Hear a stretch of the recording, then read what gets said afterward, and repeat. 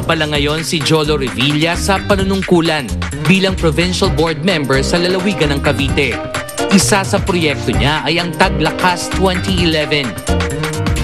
Ginagawa namin itong mga ganitong pagtitipon. Siyempre una para mag-bonding naman yung mga kapitan. Alam naman natin kung gaano sila ka-busy. But today, Jolo will serve as one of his father, Senator Bong Revilla's best men. Actually, best man kami ni Brian. Best man kami ni Kuya Brian. Tapos, rehearsals, yung mga invitations, inaayos na lahat. Inaayos namin na maayos lahat na walang mali. So, ngayong araw, lalakad muli ang ina ni Jolo na si Congresswoman Lani Mercado patungong altar sa St. Therese Church, Manila to renew her vows with Senator Bong as part of their silver wedding anniversary celebration. Nitong Lunes, sa press con ng epic seryeng Amaya, ikinwento ni Congresswoman Lani Mercado ang kanilang mga preparasyon. Basta may mga sorpresa kayong makikita. Tapos ang kagandahan, bumalik pa kami doon sa simbahan na pinuntahan namin. Bumalik kami doon sa simbahan na una naming pinagkasalan. We went to a trip to the United States just for that. Para maging bahagi siya nung special. Dito Miyerkules, excitement daw ang nararamdaman ni Senator Bong. Kasi parang mas nahihirapan ako ngayon eh. Bakit? Kasi yung preparasyon, it's not an ordinary wedding. It's parang may mini concert eh. So I have to sing it live with the Philharmonic Orchestra. So talagang wow, kanervyos. 25th lang yan at saka 50th. Sabi nga na isa pang kaibigan namin, minsan nga hindi na sila umaabot ng 50th kasi may nababawasan na, nawawala na yung partner. So you really have to celebrate your 25th anniversary. Sa kanyang pre-wedding interview na bahagi ng kanilang wedding TV special na mapapanood sa June 5 dito sa Kapuso Network, hindi raw naiwasang maging emosyonal ni Lani. Ayaw ka naman, Gorgie! Oh, wala. Okay na yan. Tears of joy yun. Iyak nang iyak pala. Every time nga na iyak nang iyak. Sabi ko, tama, huwag ka na umiyak. Baka sabihin naman, inaapi kita. Pero hindi, natatouch siya. Ngunit paano nga bang isasalin sa pamamagitan ng salita ang kanilang damdamin ngayong umabot na sa 25 years ang kanilang pagsasama? It went through different levels. In any relationship naman, iba-ibang level ang nare-reach ninyo eh. So, mula 18 anos, 19 anos, umabot kami ngayon that we are in our 40s. So, ngayon pinasok na rin namin ang politics. So, napakahirap. Napakahirap pagsabayan actually. Highs and lows. Highs na lang.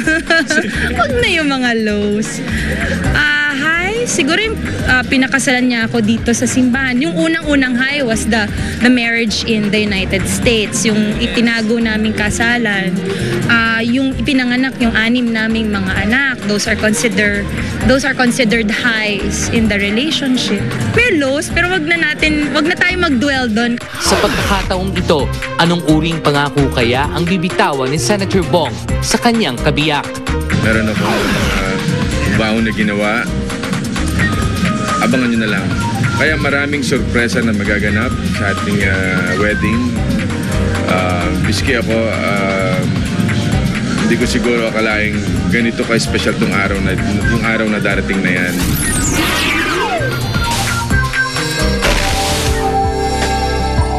Siya ang naging alipin ko. Most of the time, sumasang-ayon siya sa akin. Nagbabalik ang tinaguriang Queen of Philippine Primetime TV na si Marian Rivera sa epic serye ng GMA7 na Amaya.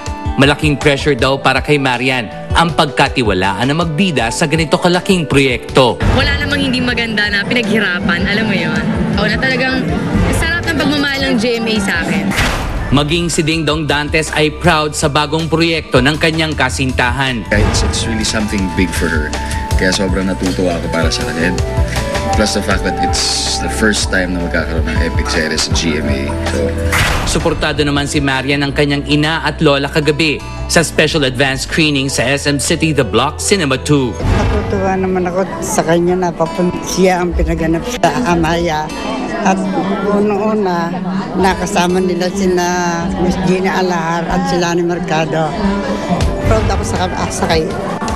At nagpapasalamat din po ako sa GMA at hindi siya pinababayaan. Sa Amaya, gagampanan ni Marian ang karakter ng isang prinsesa na naging alipin.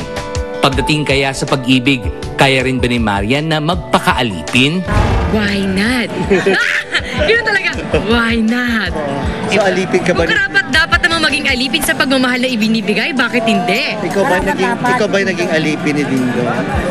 Hindi siya ang naging alipin ko. Sa dami ng pinagdaanan ni Ding Dong at Marian, ibang level na raw ang relasyon ngayon ng dalawa. It's really more of a spiritual relationship na rin. Ibang-iba na kami ngayon. So, iba na rin how we treat issues, how we treat problems, and how we treat each other. And speaking of issues, nilinaw naman ni Ding Dong ang isyong nag-walkout di umano siya sa isang fashion show. Okay kami sa backstage eh. Okay na okay yung camaraderie namin eh. So, yun lang, hindi maiwasan ng malagyan ng ganong kulay. Pero alam naman nila yung totoo doon. Pagdating sa pag-handle ng mga issues, malaki na raw ang ipinagbago ni Marian. Natuto talaga ako sa mga taong nakapaligid sa akin, kinanay Lolit, diba sa manager ko kay Popo, at syempre kay Dong na talagang puro positive ang kailangan na sinasabi niya sa akin. Yung mga basic lang naman ang pwede kong masabi sa kanya kung what to expect and kung ano dapat ang gawin niya. Basta, ang importante, hindi siya masaktan. Yan lang naman yun. And gawin niya kung anong tingin niya tama because I believe in her judgment. At ang ibang members ng cast ng epic series Amaya, from my right, Rosel Pangilinan, Michael Dice, ang aking columnist sa Philippine Star, Roxanne Barcelo at Sid Lucero. Greet mo na kayo. Kaya magandang hapon po sa inyong lahat, sa lahat ng nanonood ng Star Talk. Malapit na po ang Amaya. Ayan, sa Lunes na. Mapapanood nyo na. Isang tulog na lang. At syempre, sama ko na po rin dito yung role ko. Oh, at ang ganda ng costume nyo, ano? Ay, talagang, thank you po. Thank you tailor-made for you. Could you describe your roles briefly, Isa po ako Rosel? ditong kapatid ni Amaya. Ako po dito si Marikit na masamang ugali sa Kim dahil isa lang hinahanap ko, pagmamahal galing sa aking baba. Ayan, dahil sa aking tatay. Michael? Ako naman po si Lumad. Warrior ako sa Banwanira, Hamangubad. So ako parang protector na best friend ni Amaya. Okay, and Roxanne? Ako naman po yung uripon o alipin po ni Marikit. Ako Ganda po ng mga pangalan. Kayang-kaya for short. Yan. And Sid? Ako po dito si Pagani. Ma-in love po siya sa karakter ni Amaya. Hindi katulad siya na... hindi siya katulad nung ibang mga kasama niya doon sa tribe nung time na to kasi siya, ang iniintindi lang niya yung pag-play ng Kudyapi. Hindi siya masyado sa war pero mapapasabag rin siya sa laban. Romantiko. Kaabang-abangan. Romantiko dito. Oh, at sa talagang all-star cast to, ano? Sid, Rosel, meron pa ibang members ng cast? Bigati ng mga cast ng Amaya. Magagaling na artista talaga. Katulad ni Mr. Garda Versosa, Lani, Raymond Bagaching, Gina Alahar, Miss Ayen, Sheena Halili, syempre, at si Miss Ana Capri, si Mr. Roy Alvarez, at nako, ang dami-dami pa pong iba. Abangan niyo po yung primer ng Amaya mamayang gabi ng 7:30 pagkatapos ng Andres Desaya. At Michael? O mga kapuso, manood na po kayo Lunes na to pagkatapos ng Captain Barbell sa GMA Telebabad. Okay, and Roxanne? Gusto po namin pasalamatan ang creative team po sa pangunguna ni Miss Suzette Doctolero.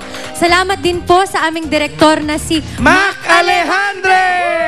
Si Miss Cheryl, si Miss Lilibet, si Miss Annette at si Ma'am Wilma. Maraming salamat po sa inyong lahat. At Sid? Meron pa kayo? Nga pala, meron kami mga mall show sa June 4 po. Sa SM Rosales, sa Dagupan po yun. Tapos sa June 5, San Fernando, Pampanga. Sana po makapunta kayo. Ay nako, basta po, sa Lunes na. Ayan, panoorin nyo ang Amaya after Captain Barbell. Na pinagbibidahan ni Miss Marian Rivera, ang ating one-time queen. Thank you so much. Kauna-una pong epic serye para sa inyong lahat. Okay, thank you. At magbabalik ang Star Talk TX.